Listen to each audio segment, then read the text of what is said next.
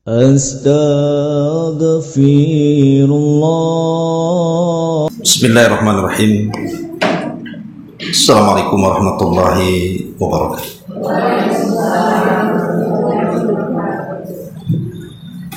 Alhamdulillah wassalatu wassalamu ala Rasulillah wa ala alihi wa sahbihi wa mawalah wa la hawla wa la quwata illa billahi wa ba'd. Alhamdulillah, segala puja dan puji hanya milik Allah subhanahu wa ta'ala. Salawat dan juga salam kita hadiahkan kepada Rasul kita Nabi besar Muhammad sallallahu alaihi wa ala alihi wasallam. Alhamdulillah, di pagi menjelang siang ini kita bisa duduk untuk berthalabul ilmi, dan sebagaimana yang dijanjikan, kajian yang kita akan membahas kitab Rahiqul Makhtum, Sirah Nabawiyah, perjalanan hidup Rasul yang sangat agung Muhammad sallallahu alaihi wasallam dari kelahiran hingga detik-detik terakhir beliau. Kitab ini dikarang oleh Syekh Safi Rahman Al-Mubarakfuri. Beliau pemenang dari lomba penulisan sirah, dan sirahnya atau karyanya terbaik karena beliau tidak menjabarkan terlalu luas, tapi juga tidak terlalu singkat. Artinya mengena semua perjalanan hidup Nabi Shallallahu Alaihi Wasallam dari sebelum lahir, kemudian lahir, perjalanan dakwah sampai wafatnya beliau. Sebelum kita masuk pada kitabnya, saya akan berikan muqaddimah terlebih dahulu. Ma'asyiral muslimat yang dimuliakan Allah Subhanahu wa taala. Salah satu pertanyaan yang akan ditanyakan oleh malaikat Munkar dan Nakir dalam fitnah kubur kita adalah wa man nabiyuka, siapa nabimu? Tentu jawaban siapa nabi ini bukan karena hafalan kita di dunia. Kita sudah tahu nabi kita ya Nabi Muhammad. Tapi apakah kemudian setiap orang yang ditanya dalam kuburan siapa nabimu sanggup menjawab nabi kita Muhammad? Belum tentu. Karena yang menjawab bukan hafalan, tapi yang menjawab itu adalah amalan. Dan seorang muslim sangat aib kalau seandainya tidak tahu sejarah nabinya. Sangat aib sekali kalau orang yang ngaku Islam itu kok tidak tahu siapa nabinya. Bagaimana saya katakan aib? Ya, karena Nabi SAW diutus kepada kita itu menyampaikan risalah Allah kepada kita. Nah, kalau kita tidak kenal kemudian pembawa risalah Allah, macam mana kita akan menjalankan risalah Allah? Sementara orang yang membawanya saja tidak kenal, hanya kenal nama saja. Lebih-lebih kemudian dalam kehidupan kita sehari-hari, masyarakat awam secara umum, yang sangat-sangat kemudian disayangkan adalah mereka lebih mengenal tokoh-tokoh di luar daripada Nabi dengan sangat hafal gitu ya. Terutama tokoh-tokoh yang dikenal, public figure, selebritis, pemain bola, pemain tinju dan begitu seterusnya, lebih dibandingkan nabinya sendiri. Dan itu banyak gitu ya, terutama kalangan ibu-ibu biasanya yang penggemar sinetron itu paling hafal itu artis kegemarannya, namanya, anaknya, selingkuhannya pun tahu pula dia. Nauzubillah. Ya, kalau bapak-bapak kan mesti pemain bola. Kadang-kadang itu pula yang dihafal dia, grupnya, nama bolanya, nama orangnya. sampai kegemarannya, suka makan apa, tahu semua dia. Tapi giliran ditanya tentang sejarah Nabi, tak tahu pula dia. Ditanya siapa istri si Nabi, tidak tahu. Siapa anak-anak Nabi, tak tahu. Siapa paman-paman Nabi, tak tahu. Bahkan ada satu kisah ketika seseorang ditanya siapa Abu Bakar. Oh, Abu Bakar lah Nabi kita, katanya. Salah orang pula. Jadi itu karena kejahilan, tidak paham siapa Nabi. Makanya mempelajari sirah itu penting. Karena mempelajari sirah juga ada kaitan dengan Al-Quran. Sebagian besar Al-Quran itu ada asbab nuzul, ada sebab turunnya. Kenapa ayat ini turun, kenapa ayat itu turun. Lah asbab nuzul itu cerita sejarah. Kalau orang tidak tahu sejarah, tidak akan tahu asbab nuzul, sebab turunnya Quran, sebab datangnya hadis. Karena itu terikat dengan sejarah. Jadi mempelajari sejarah ini bukan perkara remeh, tidak, perkara besar. Karena menyempurnakan pemahaman kita kepada Al-Quran dan menyempurnakan juga pemahaman kita kepada hadis, dan lebih daripada itu kita lebih kenal lagi siapa Nabi kita, dengan itulah lebih cinta lagi kepada Nabi kita Muhammad sallallahu alaihi wa ala alihi wasallam. Nabi sallallahu alaihi wasallam adalah satu di antara sekian banyak nabi yang diutus. Abi Dzar Al-Ghifari radhiyallahu anhu pernah ditanya, berapa jumlah para nabi itu?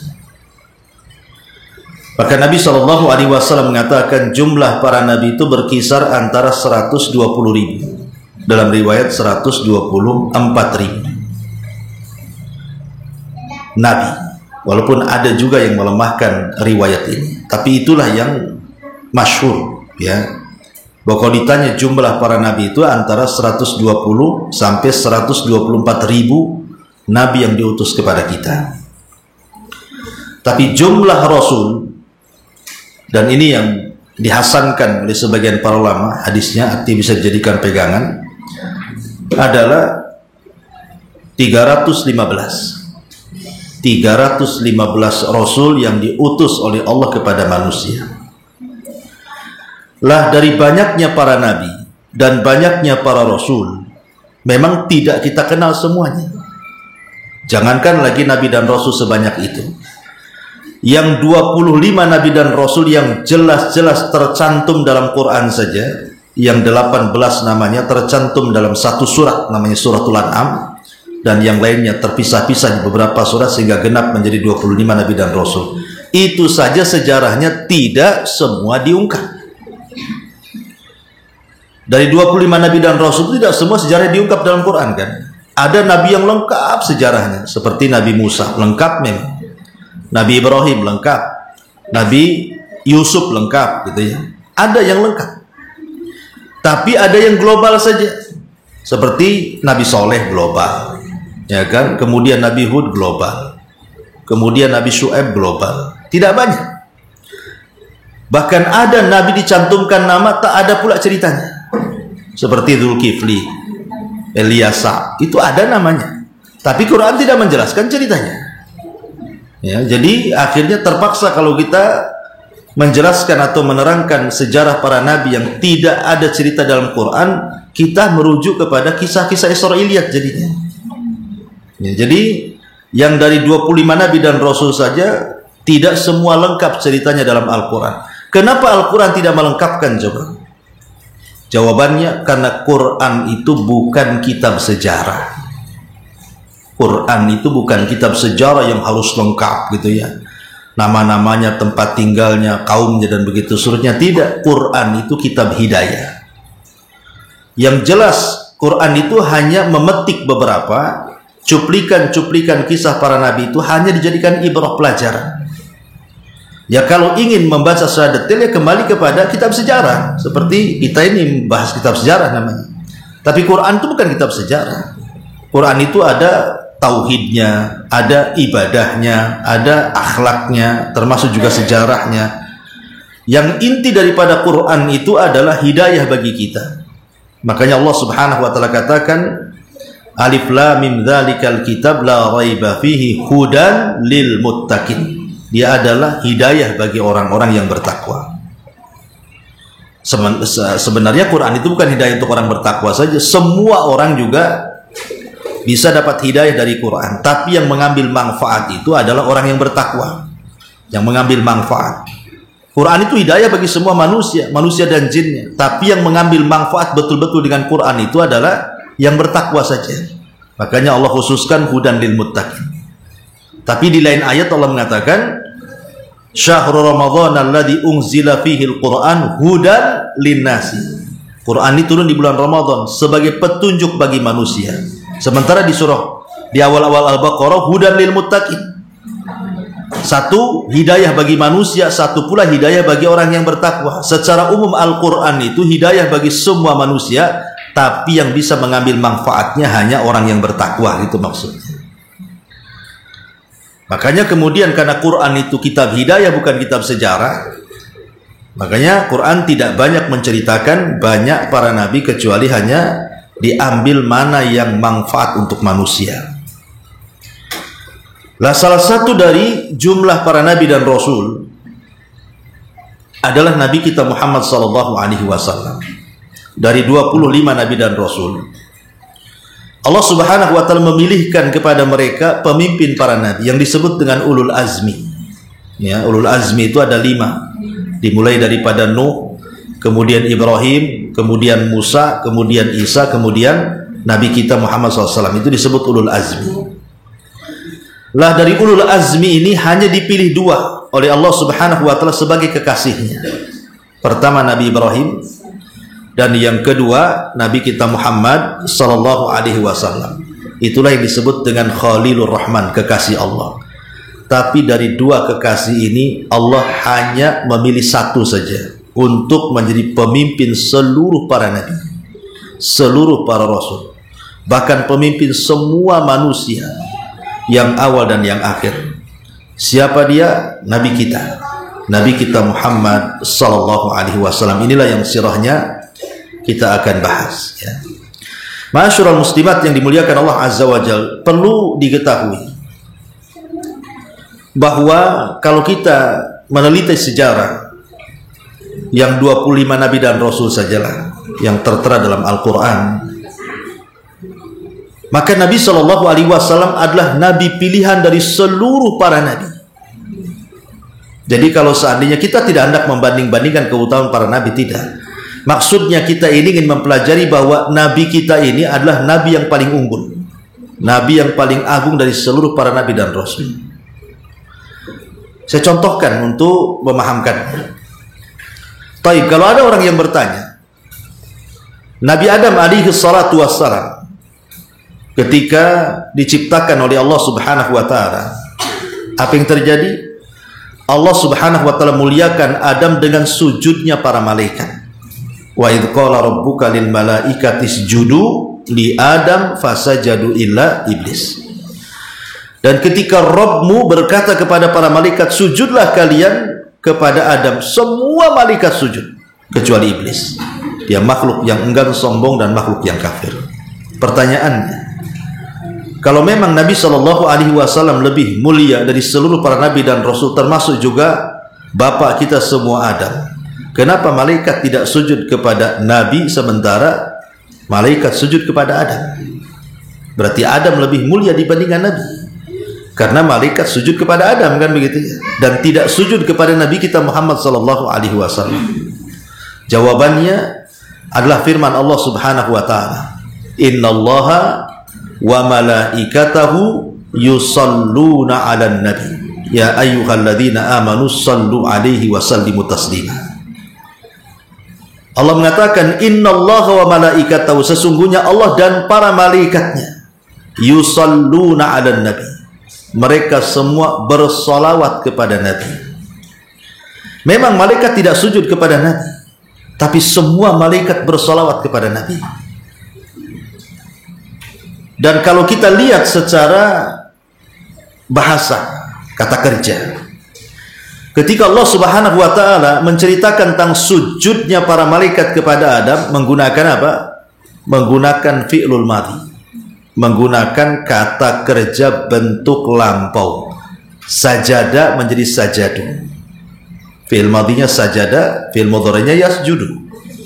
Berarti sujudnya para malaikat kepada Adam itu sudah lalu dan hanya dilakukan satu kali. Tetapi kalau kita lihat salawatnya para malaikat kepada Nabi SAW menggunakan kata kerja apa? Bukan fi'lul madhi tapi fi'lul mudhari'. Fi'il mudhari' ini maksudnya adalah kata kerja bentuk sekarang dan yang akan datang. Seolah-olah Allah ingin katakan salawatnya malaikat kepada Rasul itu tidak dilakukan satu kali, bahkan terus menerus sejak diangkatnya menjadi Nabi dan Rasul sampai kiamat. Para malaikat terus bersalawat kepada Nabi SAW terus menerus, bukan satu kali salawatnya tapi terus menerus. Menunjukkan dari sini ya memang para malaikat tidak sujud kepada Rasul, sujud kepada Adam saja. Itu pun bukan sujud ibadah tapi sujud penghormatan. Tapi hanya dilakukan satu kali saja. Tapi salawatnya para malaikat kepada Nabi SAW bukan satu kali tapi terus menerus. Maka dari sini menunjukkan bahwa Nabi SAW lebih afdal dibandingkan Nabi Adam alaihissalam. Ketika ini barometernya, maka Nabi SAW juga jauh lebih mulia dibandingkan para malaikat. Kenapa? Pendalilannya karena malaikat dengan Adam lebih mulia Adam dibandingkan malaikat. Apa bentuk kemuliaan Adam dengan malaikat? Sujudnya malaikat kepada Adam dan Adam tidak sujud kepada malaikat, menunjukkan Adam lebih mulia dibandingkan malaikat. Ketika Rasul lebih mulia dibandingkan Adam, secara otomatis Rasul lebih mulia dibandingkan para malaikat. Gitu maksud pendalilannya. Oke, kalau seandainya kita katakan Adam masuk surga, Adam pernah tinggal di surga, ya, kita katakan Nabi SAW juga pernah masuk surga. Bedanya kalau Adam masuk surga diusir, kalau Rasul masuk surga tidak diusir. Kan Adam masuk surga dengan Hawa tuh diusir gara-gara bermaksiat, memakan buah larangan kan. Makanya Allah Subhanahu wa taala katakan kulnah bitu minha jami'a, keluar kalian semuanya. Hei Adam, Hawa, iblis keluar. Tapi Nabi SAW tidak diusir. Nabi SAW pernah masuk surga dalam peristiwa Mi'raj, Isra Mi'raj. Rasul pernah masuk surga. Dilihat-lihatlah surga itu.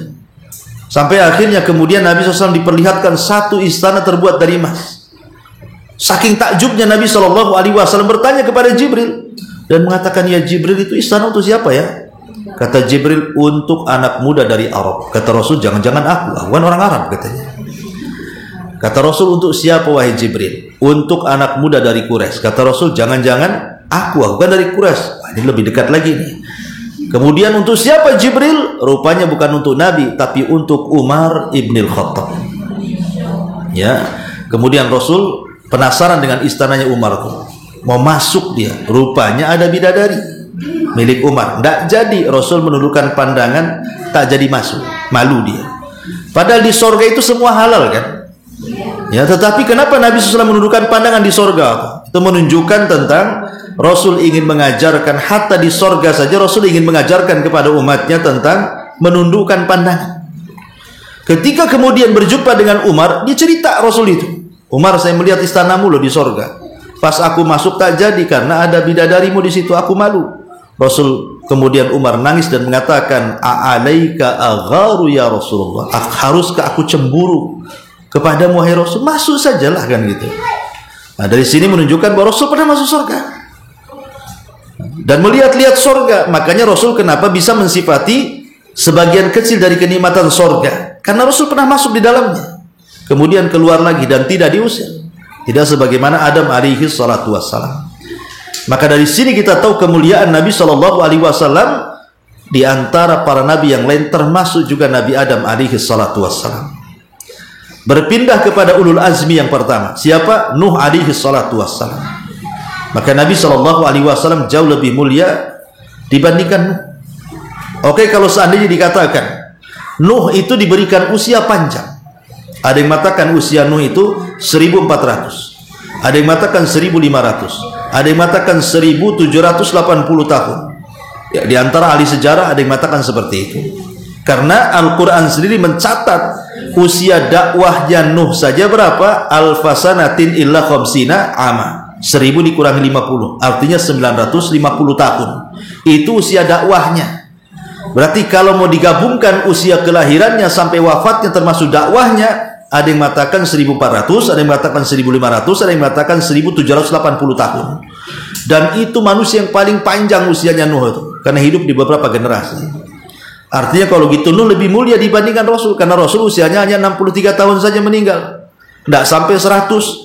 Lah Nuh ini 1000 lebih. Kita katakan ya, memang Nuh diberikan usia 1000 lebih tahun, sementara Rasul hanya diberikan 63 tahun. Tapi jangan salah, usia Nabi yang 63 tahun itu bisa menjangkau usia Nuh alaihi salatu wassalam yang 1000 lebih tahun. Bagaimana caranya? Dengan adanya Lailatul Qadar. Allah Subhanahu wa taala katakan, "Inna anzalnahu fi Lailatul Qadar. Wa ma adraka ma Lailatul Qadar? Lailatul Qadri khairun min alfi syahrin." Satu malam kalau kita mendapatkan Lailatul Qadar itu sama dengan mendapatkan 84 tahun kurang lebih beribadah kepada Allah Azza wa Jalla. Satu malam saja berbanding dengan 84 tahun dan dihabiskan untuk beribadah kepada Allah Azza wa Jalla, tidak maksiat. Bayangkan logikanya Bu, kalau ibu sekarang usianya sudah 50 atau 60 tahun. Kalau ibu usia baliknya 9 tahun, perempuan kan 9 tahun balik. Kemudian sebagian ibu ada yang usianya 40, 50 atau 60 tahun. Kalau seandainya setiap tahun ibu dapat Lailatul Qadar, setiap tahun saja, anggaplah mungkin 30 kali kita berjumpa dengan Lailatul Qadar atau 40 kali. Kalikan sajalah 84 tahun kali 40, berarti kan ribuan tahun juga kita dapat usia kan. Ya, jadi kita bisa menjangkau usia-usia yang panjang.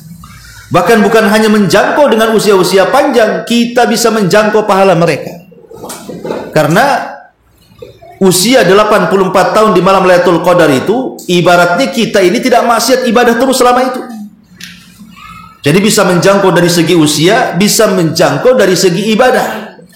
Dengan adanya Lailatul Qadar, belum amalan-amalan yang lainnya. Ini baru satu Lailatul Qadar. Jadi kita katakan Nabi SAW walaupun di usia 63 tahun bisa menjangkau usia Nuh alaihi salatu wassalam yang mencapai 1400 tahun lebih. Dengan adanya Lailatul Qadar menunjukkan Rasul lebih mulia dibandingkan Nuh. Apalagi Nuh itu tidak sabar, sehingga tidak sabar dialah menjadikan dia tidak mendapatkan syafaatul uzma. Ketika kaumnya sudah mulai menyakiti Nuh, akhirnya Nuh alaihi salatu wassalam berdoa kehancuran kepada Allah dan mengatakan, "Rabbi inni maglubun fantasir."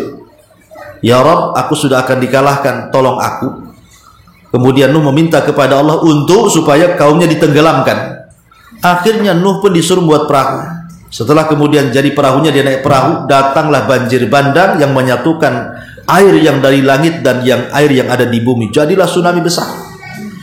Nuh tidak sabar dengan kaumnya, sehingga akhirnya berdoa yang merupakan doa yang mustajab. Setiap para nabi itu kan punya doa pamungkas, punya doa yang kalau berdoa itu mustajab.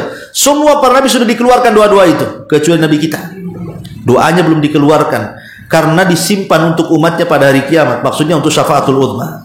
Tapi Nabi SAW betapa banyak disakiti oleh kaumnya saat berdakwah, tapi Rasul tidak pernah mendoakan kehancuran. Rasul hanya mendoakan, Allahumma hdi bi qaumin fa innahum la ya'lamun.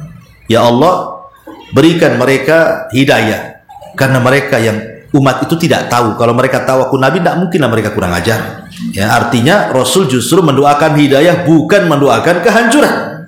Menunjukkan bahwa Rasul lebih mulia dibandingkan Nuh alaihi salatu wassalam. Ini ulul azmi yang pertama.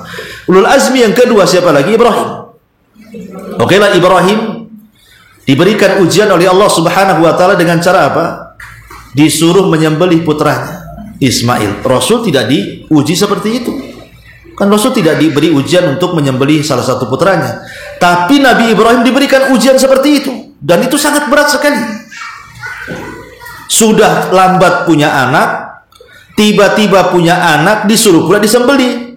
Ini kan ujian besar. Makanya Allah Subhanahu wa taala mengatakan, wa idibtala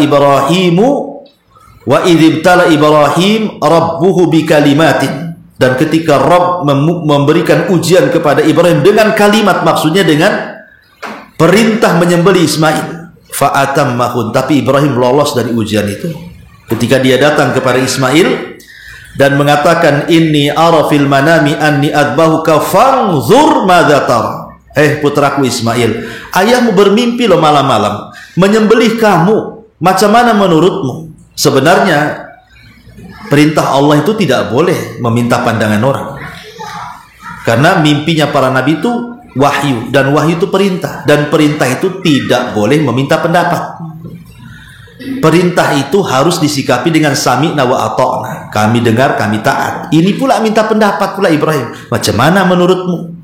Padahal perintah kan, harusnya Ibrahim jangan minta pendapat, langsung dilaksanakan, namanya perintah. Tetapi maksudnya Ibrahim meminta pendapat kepada Ismail putranya itu hanya ingin menguji saja sebenarnya. Apakah Ismail itu tunduk patuh kepada Allah, ataukah dia membangkang atas perintah Allah. Jadi hanya diberikan ujian saja. Tapi karena Ismail adalah putra Hajar, dan Hajar wanita yang paling tawakal, ketika ditaruh oleh Ibrahim di sebuah lembah yang tidak ada tanaman, tidak ada air, tidak ada makanan, tidak ada manusia pun lewat di situ, tiba-tiba kemudian diletakkan, diberikan bekal hanya cukup sehari 2 hari, kemudian ditinggal. Tapi ketika Hajar tahu ini perintah Allah, dengan tawakalnya dia mengatakan, idhab ya Ibrahim, idzan la yudayyi'un Allah. Kalau kau pergi saja, tidak apa-apa. Aku yakin Allah tidak menyia-nyiakan aku di sini. Kalau ini perintah Allah. Itulah hebatnya. Ibu kalau ditinggal oleh suami di hutan Jabal Uhud sendirian, sini kamu ya, tinggal, mungkin loh. Pasti ya ibu ngikutlah di belakang. Ngapain mbak sendirian di hutan kan itu? Karena kurang tawakal. Walaupun di situ sudah ada buah-buahan, ya kan, sudah ada di situ ada danau bu di Jabal itu, ya. Jadi sekali-kali lah ke hutan sana. Jadi di situ itu walaupun kita mikir juga tuh, padahal sudah jelas ada air, ada buah-buahan, ada apa-apa di situ kan. Tapi ini kan padang pasir kering kelontang loh. Kalau bukan tawakal yang kuat, apa namanya tuh? Lah rupanya tawakal yang kuat Hajar ini diwariskan kepada Ismail putranya. Ketika Ibrahim mengatakan seperti itu, tegas Ismail mengatakan, ya abatif alma tu'mar satajiduni insyaallahu minas sabirin. Kalau ini perintah Allah, lakukan saja. Tawakal dia kepada Allah. Dan dia tak lupa menyandarkan kepada takdir dengan mengatakan, insya Allah, kalau Allah berkehendak, engkau akan dapati aku termasuk anak yang sabar. Akhirnya betul-betul Ibrahim menyembelih. Dia ambil pisau. Anehnya, yang luar biasanya, yang ngambil pisau Ismail, padahal untuk nyembelih dia. Coba kan, dia pulang, ambil tali, ambil pisau, ambil asahan. Jadi asah talinya, kemudian dikasihkan bapaknya, suruh diikat dia. Kenapa kemudian diikat? Supaya dia tidak bergerak. Nanti kalau sakit sedikit kabur kan gitu ya, makanya dia minta diikat dengan 3 syarat kepada bapaknya kan. Wahai abati, abahku, kau boleh menyembelihku, tapi lakukan 3 syarat. Pertama, kata Ismail, jangan terlentangkan aku, tapi telungkupkan aku. Sebab kalau terlentang, wajah aku akan melihat wajahmu, kau tak jadi karena kasihan. Telungkupkan ya. Yang kedua, sing-singkan pakaian. Jangan sampai ada darah yang mengenai pakaianmu, sebab kalau ibuku tahu, dia akan sedih selamanya. Jangan sampai darahku terkena pakaian ya. Kemudian yang ketiga, ikatlah aku, supaya jangan sampai aku kabur, katanya. Nah, lihat bagaimana tawakalnya Ismail dan juga ketundukannya Ibrahim. Nabi tidak diperintah Ibrahim seperti perintah Ibrahim kan Nabi kita. Tidak ada sejarah Nabi diperintah menyembelih Qasim, Abdullah, Zainab atau siapa anak, enggak ada. Berarti kalau begini Ibrahim lebih mulia dibandingkan Rasul? Oh tidak. Memang Nabi SAW tidak diperintah menyembelih anaknya, tetapi ujiannya jauh lebih berat dibandingkan Ibrahim. Apa? Allah takdirkan anak-anaknya meninggal sebelum Nabi meninggal. Ismail disembelih tak jadi, tak meninggal. Dan Ibrahim betul-betul menikmati kebersamaan Ismail sampai membangun Ka'bah kan. Hanya ujian disuruh menyembelih saja, karena ketakwaannya diganti dengan kambing gibas. Masih hidup anaknya, sampai besar, sampai menikah, sampai punya keturunan kan itu, sampai kepada Nabi turunannya. Tapi anak-anak Nabi memang tidak disuruh untuk menyembelih, tapi semua meninggal. Semua meninggal di hadapan Nabi kecuali Fatimah. Semua anak laki-lakinya bahkan meninggal di waktu bayi kan. Osi meninggal belum genap setahun meninggal. Abdullah belum genap setahun meninggal. Yang agak lama sedikit Ibrahim lah, 1 tahun 6 bulan meninggal, atau 1 tahun 8 bulan meninggal. Kemudian Zainab meninggal sebelum Nabi meninggal, Rasul yang menguburkannya. Kemudian juga Ummu Ruqayyah meninggal sebelum Nabi meninggal. Kemudian Ummu Kulsum meninggal sebelum Nabi meninggal, kecuali Fatimah. Dia meninggal setelah Nabi meninggal 6 bulan setelahnya. Tapi lihat bagaimana Nabi diuji dengan meninggal anak-anaknya, dan itu tidak dialami oleh Ibrahim. Ketika ujian Nabi SAW lebih besar dibandingkan Nabi Allah Ibrahim alaihi salatu wassalam. Dari sini tetap Nabi itu jauh lebih mulia dibandingkan seluruh para Nabi hatta Ibrahim alaihi salatu wassalam. Ini ulul azmi yang kedua. Siapa lagi ulul azmi yang ketiga? Nabi Musa. Kalau seandainya kita katakan bahwa Musa diberikan mukjizat loh, tongkatnya bisa membelah lautan, Nabi tak punya tongkat membelah lautan, berarti mukjizatnya Nabi Musa lebih hebat karena bisa membelah lautan. Kita katakan ya, Nabi tidak bisa membelah lautan dan tidak diberikan mukjizat membelah lautan, tapi Rasul diberikan mukjizat yang jauh lebih hebat dibandingkan membelah lautan. Apa yang dibelah? Bulan yang dibelah. Coba, bulan lagi dibelah. Kalau lautan dibelah, yang nampak hanya orang yang di sekitar lautan saja. Tapi kalau bulan yang dibelah, satu dunia orang bisa melihatnya, karena cukup menenggakkan wajah saja ke langit, nampak tuh belahan bulan. Makanya ketika orang-orang musyrik datang kepada Rasulullah, ya Muhammad, kalau kau seorang nabi harusnya punya mujizat lah, katanya. Kata Rasul, baik, mau kalian apa? Tapi apakah kalau aku berikan tempatkan mujizat Allah kepada kalian, kalian akan beriman? Maka mereka mengatakan, iya, kami akan beriman. Tapi syaratnya, tolong tuh bulan belah jadi 2, katanya. Subhanallah, kan itu permintaan yang mustahil, tapi tidak ada yang mustahil bagi Allah. Akhirnya kemudian Rasul tidak pakai tongkat, Rasul hanya pakai jari saja, nunjuk ke bulan. Kalau Musa masih pakai tongkat, dia pakai jari lagi. Atas izin Allah Subhanahu wa taala belah lautan, yang separuhnya tetap di atas, yang separuhnya jatuh di atas Jabal Abi Qubais. Dan itu disaksikan oleh penduduk Mekah. Tapi penduduk Mekah masih juga tidak yakin. Jangan-jangan Muhammad lagi memainkan sihir. Tunggu dulu. Jangan-jangan hanya kami aja melihat. Tunggu beberapa hari, nanti ada kawan-kawan kami yang datang dari Syam, para pedagang itu. Kita tanya juga, apakah selama mereka di Syam, perjalanan mereka sampai ke Mekah, mereka melihat bulan terbelah 2? Nggak langsung beriman mereka. Karena menunggu alasannya para pedagang yang di perjalanan itu. Setelah datang para pedagang itu 1 bulan perjalanan, mereka ditanya. Apa pertanyaannya? Pada hari, tanggal, waktu kalian melihat bulan belah enggak? Mereka mengatakan iya. Kami melihat bulan terbelah menjadi 2. Artinya kan satu dunia menyaksikan kan? Harusnya orang-orang musyrik itu beriman, tapi apa mereka mengatakan? Zahara sihru Muhammad, telah tampak sihirnya Muhammad. Bukan kami aja kena sihir rupanya, orang-orang sana pun kena sihir juga. Kurang ajar tuh, ya. Sampai seperti itu.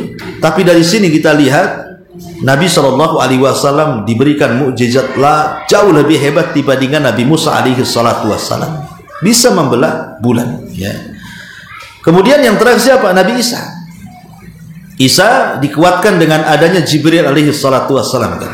Isa itu dijaga oleh malaikat Jibril sejak kelahiran, dalam kandungan, kelahiran sampai diangkat jadi Nabi dan Rasul, sampai diangkat ke langit, dijaga oleh malaikat Jibril.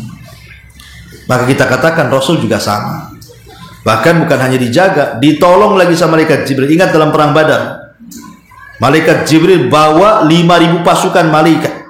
Bahkan dia menunggang kuda namanya Haizum, ya, kudanya Jibril namanya Haizum. Langsung dengan kudanya dia membawa 5.000 malaikat, bayangkan. Belum lagi musuh mencabut pedang, pala udah hilang. Rupanya yang menebas malaikat. Jadi Nabi SAW jauh lebih mulia dibandingkan Isa bin Maryam. Ya, karena Rasul juga dijaga oleh para malaikat, oleh Jibril kemana-mana. Bahkan tiap Ramadan Jibril datang tadarus dengan Nabi, ya, sehingga para ulama sampai menyimpulkan Karena susunan Al-Quran yang kita kenal hari ini itu kan tidak sebagaimana susunan Al-Quran yang dimulai dari urutan turunnya. Kalau urutan turunnya kan Iqra dulu, kemudian Mudaththir, kemudian Al-Fatihah, dan begitu seterusnya. Tapi kalau kita lihat mushaf, justru Fatihah kemudian Al-Baqarah kan. Iqra di mana-mana itu, ya paling belakang malah, tidak sesuai dengan susunan Quran. Oh, boleh jadi Quran disusun dari Al-Fatihah, Al-Baqarah, Al-Imran, An-Nisa, dan begitu seterusnya sampai kita kenal mushaf ini. Kapan itu penyusunannya? Saat Jibril turun kepada Rasul setiap Ramadan. Disitulah mulai terjadi penyusunan Al-Quran atas wahyu Allah Subhanahu wa Ta'ala. Lah, dan banyak lagi. Ya, tentu ketika saya mengatakan seperti ini, kita tidak hendak membanding-bandingkan para nabi satu dengan yang lain, tidak. Karena bagaimanapun Allah mengatakan la yufarriqu baina ahadin min rusuli. Kita tidak boleh membeda-bedakan para nabi. Tapi maksudnya kita hanya ingin menjelaskan keunggulan. Kenapa Nabi kita disebut Sayyidul Anbiya wal Mursalin, pemimpinnya para Nabi dan Rasul. Bahkan dia pernah mengimami di Masjidil Aqsa. Semua para Nabi di belakangnya. Seolah-olah para Nabi yang menjadi makmum di belakang Rasul itu ingin mengatakan kepada Rasul dan menyerahkan estafet seluruh ajaran mereka, diakhiri dengan kerasulan dan kenabian Nabi kita Muhammad SAW. Engkaulah estafet terakhir kami. Makanya Rasul mengatakan, bu'itsu liutammima makarimal akhlak. Aku diutus untuk menyempurnakan akhlak, bukan mengajarkan akhlak, menyempurnakan. Kenapa? Karena semua para nabi sudah mengajarkan akhlak, Rasul hanya menyempurnakan saja. Nabi Adam mengajarkan akhlak, Ibrahim mengajarkan akhlak, Nuh, semua mengajarkan akhlak. Rasul ingin menyempurnakan akhlak saja, menyempurnakan akhlak yang sudah diajarkan para nabi, lebih lagi diajarkan kepada umat, biar akhlaknya lebih sempurna. Jadi dia penyempurna semua ajaran-ajaran yang ada. Nah, inilah diantara keunggulan keutamaan Nabi kita Muhammad sallallahu alaihi wa ala alihi wasallam. Baik, kemudian juga di sini dalam kitab ini memang dijelaskan tentang kondisi masyarakat gitu ya. Nabi sallallahu alaihi wasallam sebelum diutus, macam mana masyarakat Arab itu seperti apa gitu ya. Dan dijelaskan bahwa Nabi SAW diutus itu memang di tengah-tengah masyarakat yang penuh dengan jahiliyah. Maksud jahiliyah di sini artinya jahiliyah tidak mengenal Tuhannya. Karena Nabi Shallallahu Alaihi Wasallam diutus itu di tengah-tengah fatrah. Fatrah itu maksudnya ajaran Ibrahim sudah hilang. Ajaran Nabi Ibrahim, ajaran Rasul sebelumnya, Nabi Ismail, Ibrahim dan Ismail sudah mulai pudar. Sementara ajaran Nabi Shallallahu Alaihi Wasallam belum datang. Berarti masyarakat di atas fitrah namanya ya. Di atas fitrah itu mereka mau mengikut agama sebelumnya sudah hilang ajarannya, mau mengikut agama yang baru nabinya belum diutus. Berarti masyarakat jahiliyah itu tengah-tengah dia. Ya, walaupun ada bekas-bekas ajaran Ibrahim, seperti haji, mereka haji tapi ala jahiliyah kan itu. Tapi mereka di atas fitrah. Di atas fatrah, bukan fitrah, fatrah itu selang kekosongan Nabi, sehingga wajar kalau di situ terjadi banyak kesyirikan. Ya, banyak orang yang menyembah berhala. Ya, kapan itu terjadi? Jadi ketika Nabi Ibrahim alaihi salatu wassalam kemudian dilanjutkan estafet dakwahnya dengan Ismail, maka ketika itu yang menguasai Arab itu siapa? Suku Jurhum. Suku Jurhum itu itulah penguasa Arab pertama. Jadi ketika Nabi Ismail kemudian besar, kemudian banyak suku Jurhum yang lewat di situ, akhirnya membuat perkampungan di sekitar air Zam-Zam. Maka Ismail pun belajar bahasa Arab kepada suku Jurhum, kemudian fasih bahasa Arabnya. Makanya kemudian ada istilah nanti di sini dijelaskan, ada istilah pembagian Arab. Ya, ada istilah pembagian Arab. Ada namanya, bisa dilihat pada halaman kedua, ya kan? Di situ kaum Arab di sini ya. Jadi ada namanya ada Arab Baidah. Apa Arab Baidah itu? Kaum Arab kuno yang sudah punah dan tidak mungkin melacak rincian yang cukup tentang sejarah mereka, seperti kaum Ad, diutus kepada mereka Nabi Hud. Kemudian kaum Tsamud diutus kepada mereka Nabi Soleh. Kemudian Sam, Judes, Imlak, bangsa raksasa dan begitu seterusnya. Ini sudah punah keturunannya, susah untuk diteliti. Ya, kita tahu sejarahnya tapi penelitiannya susah. Karena orangnya sudah nggak ada gitu ya. Ini disebut Ba'idah. Kemudian ada yang nomor 2, Al-Arab Ar-Aribah. Arab Aribah ini kaum-kaum Arab yang berasal dari garis keturunan Ya'rib Ibn Yasjub Ibn Qahtan, atau disebut pula Arab Qahtaniyah. Nah, ini masih ada lah keturunannya gitu ya. Kemudian yang ketiga ada Arab Musta'ribah. Nah, kalau yang Qahtaniyah ini masih ada ya, sampai kepada Nabi SAW kan begitu. Tapi ada namanya Musta'ribah, kaum-kaum Arab yang berasal dari keturunan Ismail, yang disebut pula dengan Arab Adnaniyah. Ya, Adnaniyah itu Nabi SAW turunan Adnaniyah. Afwan tadi, saya bukan dari Qahtan, dari Adnaniyah. Maksudnya begini, ada Arab itu memang Arab asli. Dan nabi-nabi Arab kan ada 4 ya, yang asli. Ya, nabi Arab yang asli itu ada 4. 1 Nabi Hud, diutus kepada kaum Ad. 2 Nabi Soleh, diutus kepada kaum Thamud. 3 Nabi Syu'aib, diutus kepada Madian. Dan 4 Nabi kita Muhammad SAW diutus kepada manusia dan jinnya dan seluruh manusia. Ini disebut nabi-nabi Arab nih. Ya. Bagaimana dengan Ismail? Lah Ismail kan juga tinggal di Arab. Ismail bukan nabi Arab, karena Ismail itu orang Palestina. Dan Palestina bukan Arab, ya kan? Ismail itu bukan Arab, dia bukan orang Palestina. Dia hijrah ke Arab, hijrah ke Mekah. Ya. Karena kemudian banyak suku Jurhum. Suku Jurhum itu suku Arab dari Yaman. Asal Arab dari Yaman namanya Jurhum. Lah kebetulan singgah di air Zam-Zam karena melihat ada burung, mesti ada air itu di situ. Sementara suku Jurhum ini tersesat di padang pasir.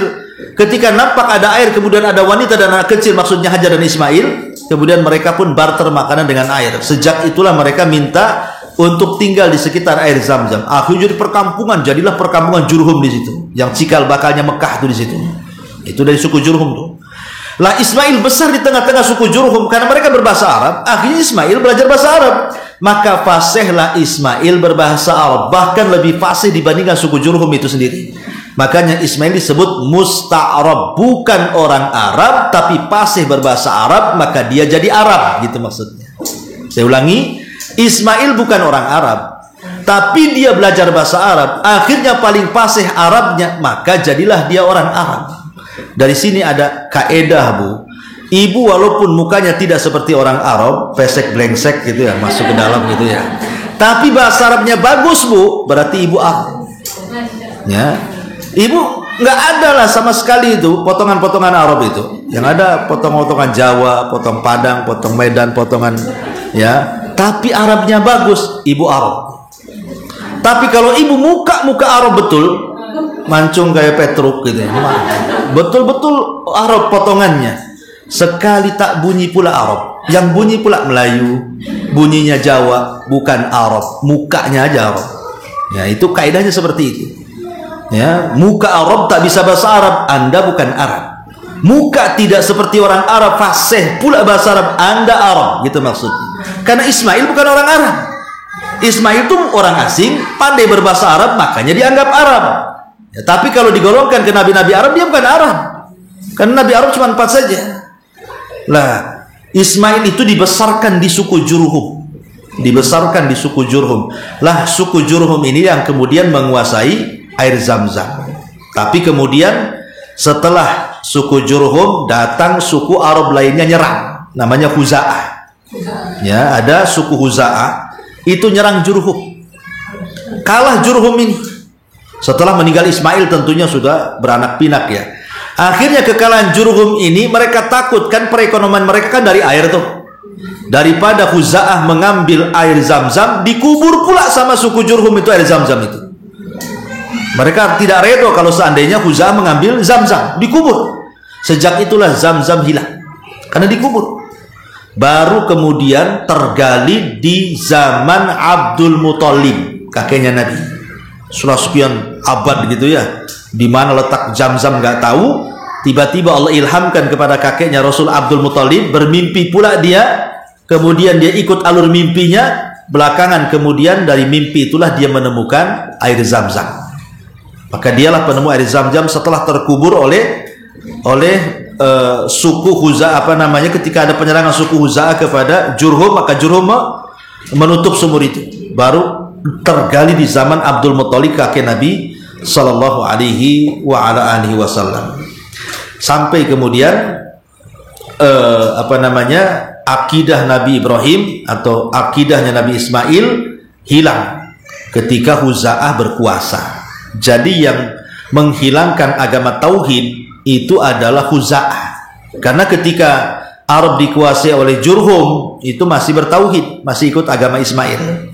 Tapi setelah kemudian Jurhum kalah dikuasai Huza'ah, mulailah kemudian agama tauhid luntur demi luntur, terutama ketika Huza'ah dipimpin oleh seseorang yang namanya Amru ibnu Luhai. Ada orang namanya Amru ibnu Luhai. Itulah pemimpin Huza'ah yang merubah agama tauhid menjadi agama berhala. Jadi Amr ibn Luhai ini dia jalan-jalan ke Syam, mungkin sakit ingin berobat, mungkin berniaga dan begitu seterusnya. Sampai di Syam kemudian dia melihat ada para penyembah berhala. Ceritanya para penyembah berhala, dan Syam dikenal dengan negeri para nabi, dikiranya ajaran itu benar. Jadi Amr ibn Luhai ini bertanya, kenapa kalian menyembah berhala dan untuk apa berhala itu? Maka orang-orang Syam menyebutnya berhala-berhala ini mendatangkan manfaat dan mencegah madarat.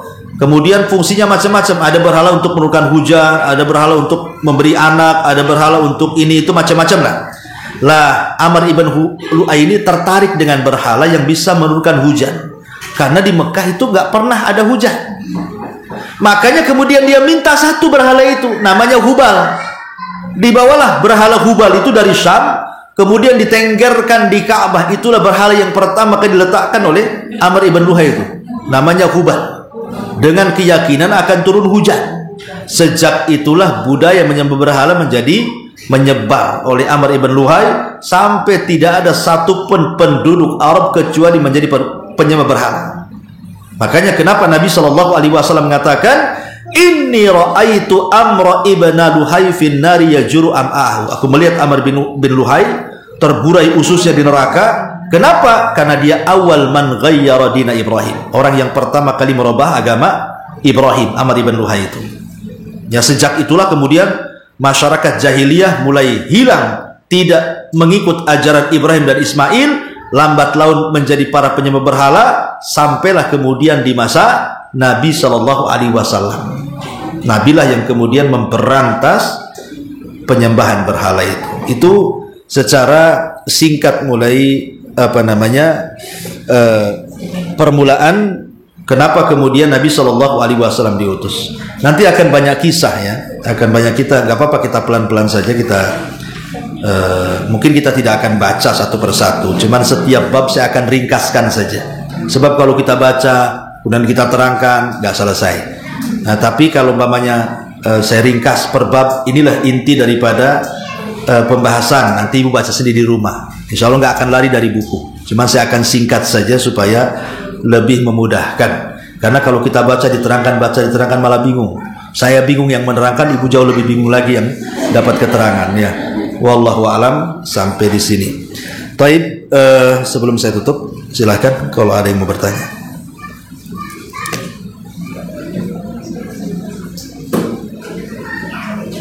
Ada? Taib, kalau nggak ada, alhamdulillah. Kita tutup dengan doa kafaratul majlis. Subhanaka wa bihamdika, asyhadu an la ilaha illa anta, astaghfiruka